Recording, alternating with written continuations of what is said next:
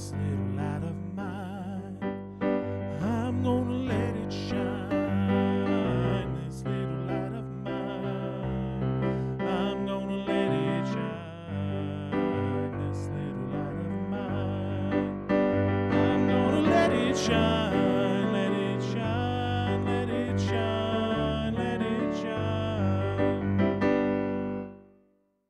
Welcome.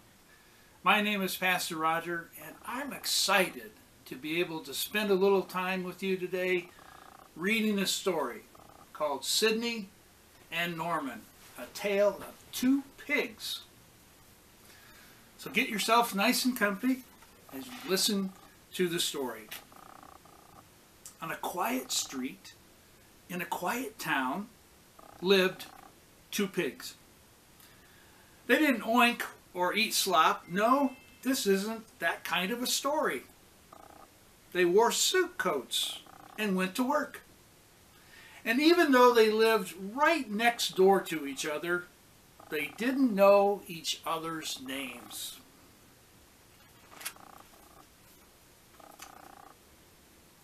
Pig on the right was Norman.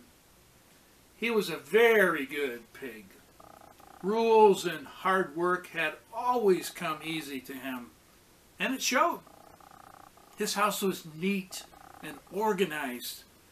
He always looked his very best.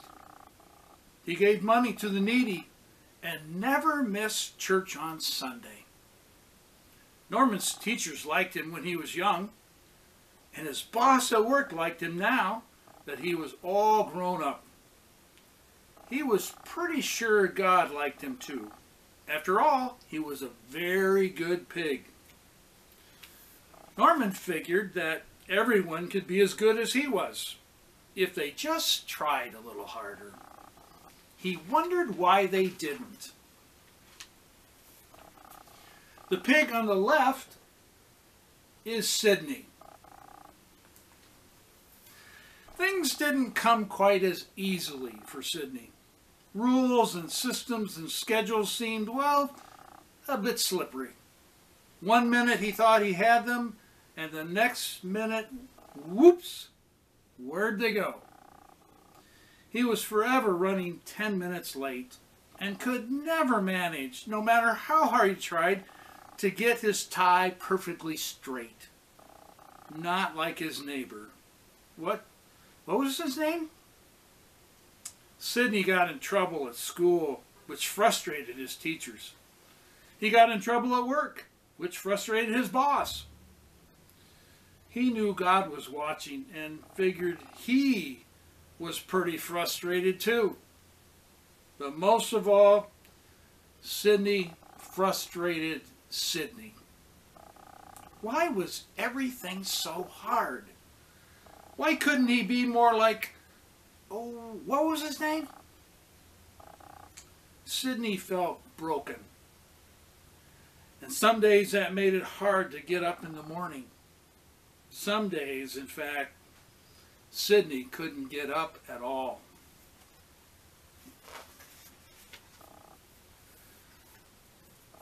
Since Sydney was usually late and Norman was usually early, they very seldom saw each other.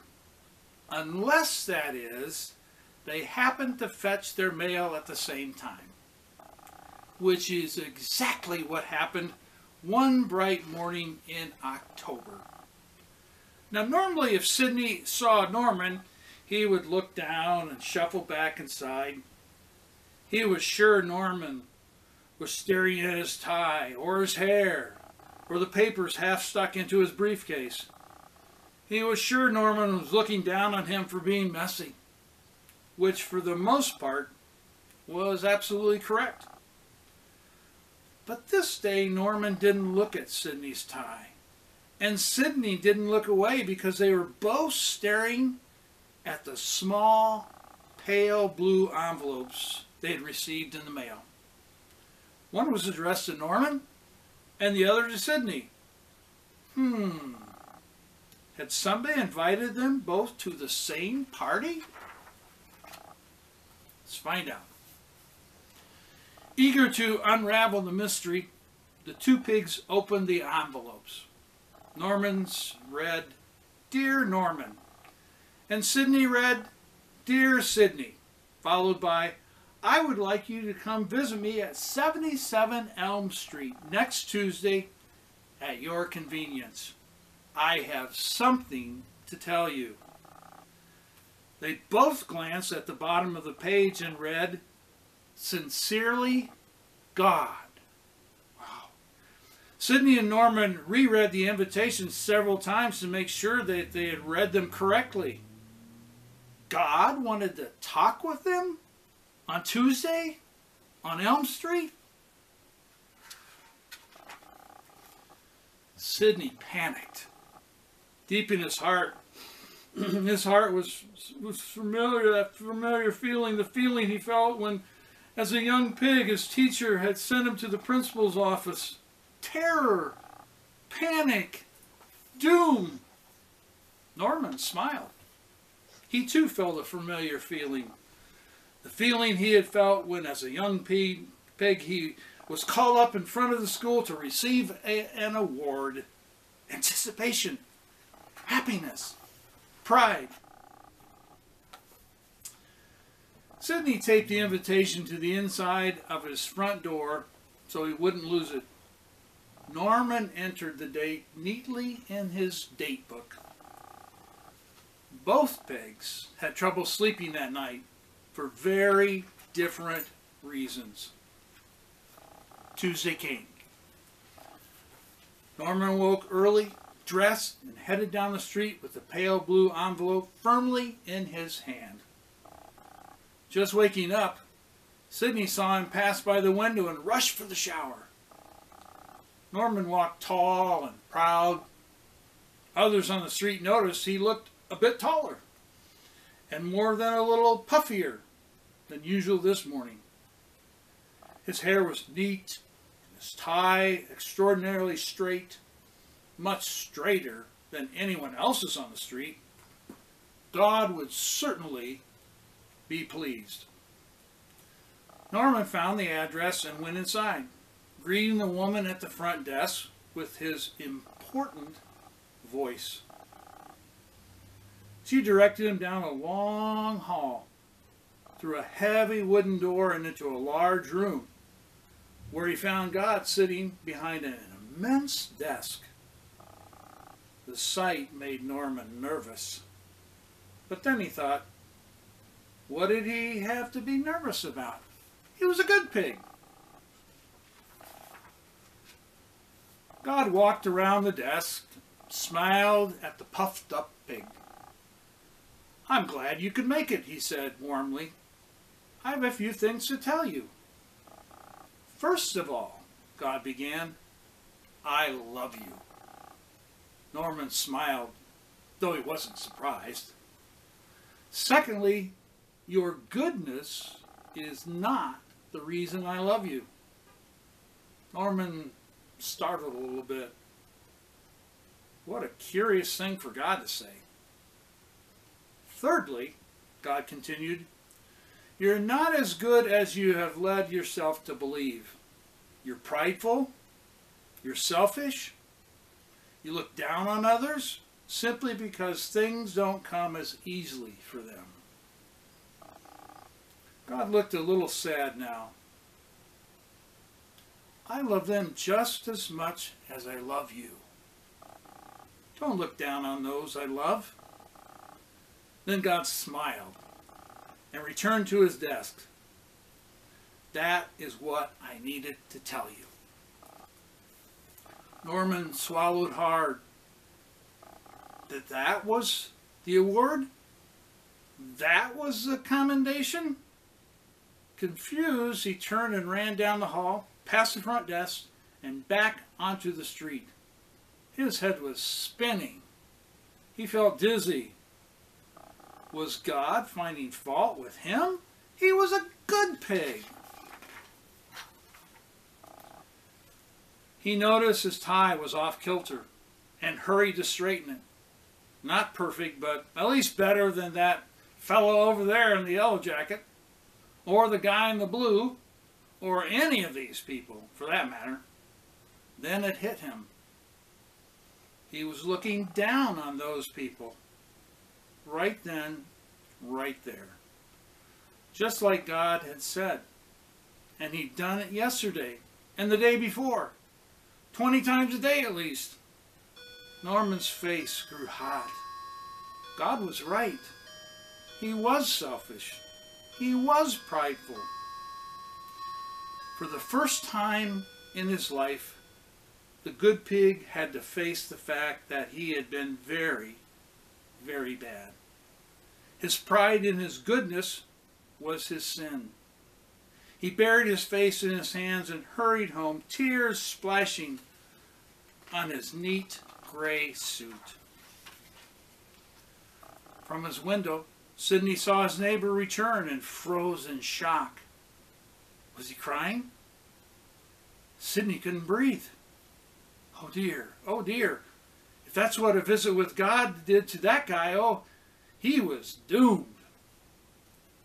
Hands shaking, Sidney tried one more time to get his tie to lie just right. Why was it so hard? Now where was his hat? Not on the hook, of course. Or under the couch. Hat in hand, he peeled the pale blue envelope off the door and stepped outside. A bird was singing that morning, but Sidney didn't hear it. The sun was shining brightly, but Sidney didn't see it. Doomed, he thought, doomed. Sidney trudged down the sidewalk and suddenly was back in school. The little pig headed down the long hallway toward the principal's office. Hands sweating, heart racing, doomed.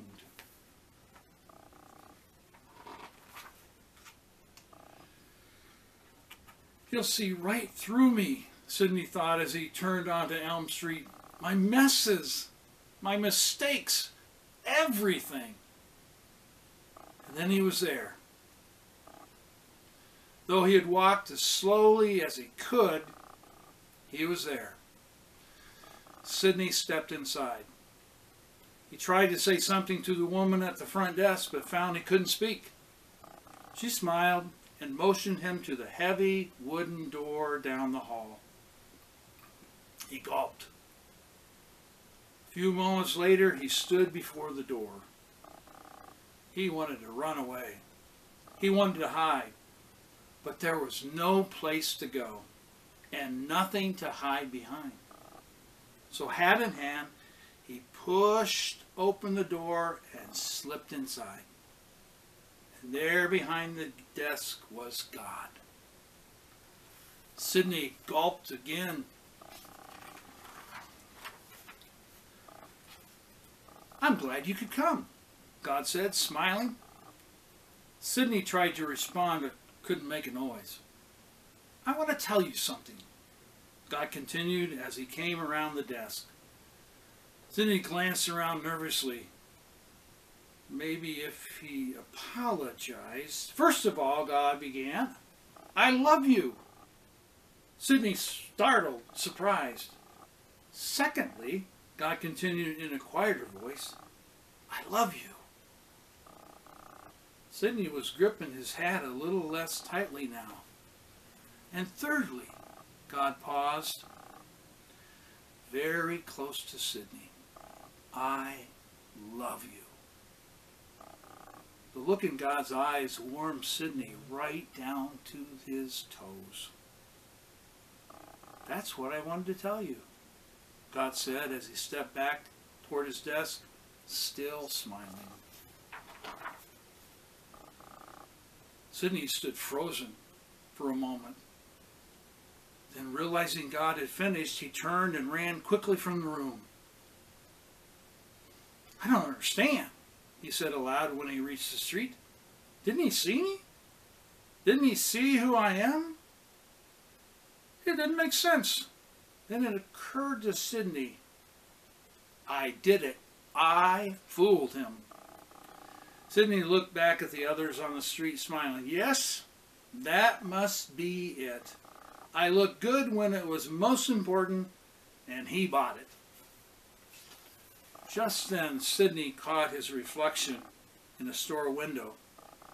His hair was rumpled, his tie off kilter, as usual, sported a large toothpaste stain. His smile vanished. That couldn't be it. He couldn't have fooled anybody. Not looking like that. Sidney was confused. There was only one other possibility. That God just loved him. Exactly like he was. Messes and all. Sidney felt the warmth he had seen in God's eyes welling up inside him again. Others on the street would later talk about the small, messy pig they saw that day that appeared to be, well, glowing. All the way home, Sidney looked for words to tell everyone what he was feeling, but all he found were tears. Happy tears. Lots of them. The next day, two pigs emerged from their homes on a bright, crisp October morning and looked at each other. Pig on the left, named Sidney, who seemed a bit taller than before, looked at his neighbor's neat, straight tie and clean clothes and smiled. Pig on the right, named Norman, who seemed ever so slightly less puffy, looked at his neighbor's crooked tie and rumpled hair and smiled. It was a real smile, too. The kind that comes from deep inside. The kind he hadn't smiled in a long, long time. Sidney and Norman became good friends. There were still mornings now and then when Norman would wake up feeling a little puffy, but all he had to do was remember what he had learned at 77 Elm Street. Then the puffiness would quietly vanish and his real smile would return. And as for Sidney, he still had to share his share of messes, though not as many as before. And there were still a few days when he wasn't quite sure he could get up in the morning. But if you stood outside his window on one of those days, this is what you'd hear. First of all, he loves me. Secondly, he loves me. And thirdly, he loves me. And that was all it took. Isn't that a wonderful story?